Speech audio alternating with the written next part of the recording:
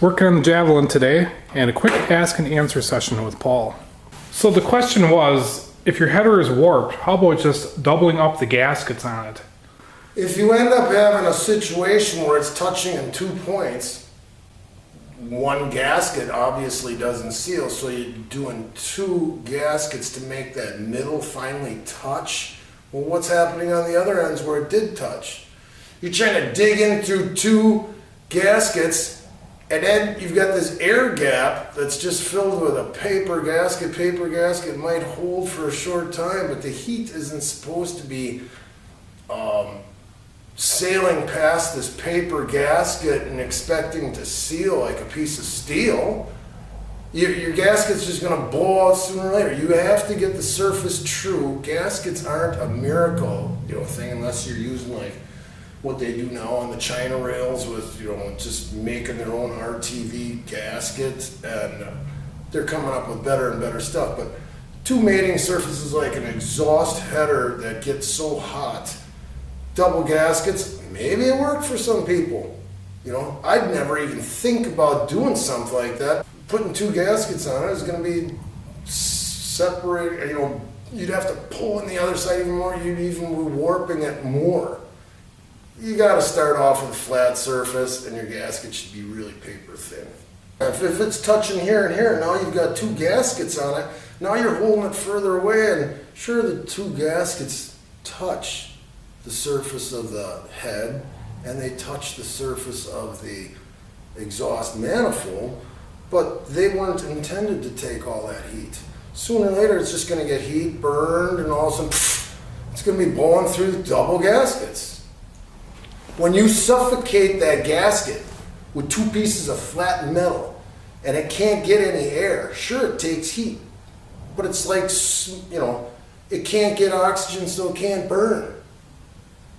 You give it enough space, and sooner or later it's going to get air and the gasket's going to burn up. There's a lot of questions being asked, and a lot of them are simple that you can find out from other people. We'll pick the ones that seem like, oh yeah, maybe I never thought that a guy would even worry about that. And we'll answer that question. Hopefully it'll help a lot of people.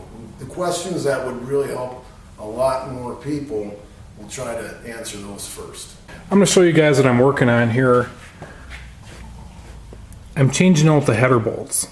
It had a mismatch of header bolts in there. Most of them had a big head on it, 7/16. There's a stainless one with 5/16. These bigger ones are real hard to get the wrench around and get them tight, especially on the curved side of a header like this.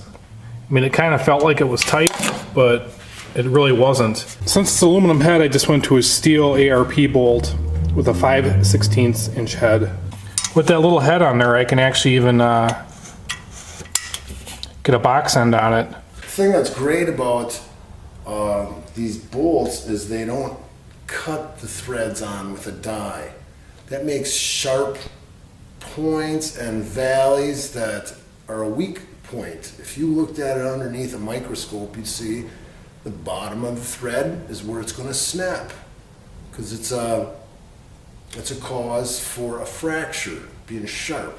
These threads are rolled in a machine, and it's like, until you see them make them, once in a while they'll do a tour of the factory that makes them. You think you're getting a good bolt and it's a grade 8. These surpass grade 8. I forgot what they're rated at, 120,000 PSI tensile strength, tearing them apart. But these are the best you can buy, made in America. Some of them bolts that were in there were a grade 5. You can see some of the rounding that was going on, trying to get them snug.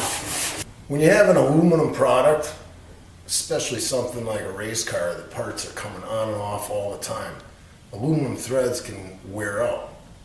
Good heads will have steel inserts in there so that, like helicoils, so they can maintain being used on and off, and not stripping the threads out. A lot of guys would want to put studs in there, and they're sunk down tight, and then you'd be using the threads outside of the head, on and off, with the fastener with a nut. But in this case, with the heads being a tight fit and you've got to get the headers up in there, the studs would just be in the way, and you can't even snake the heads up, or the headers up there, and be hitting these studs and then trying to get them over. It just wouldn't work.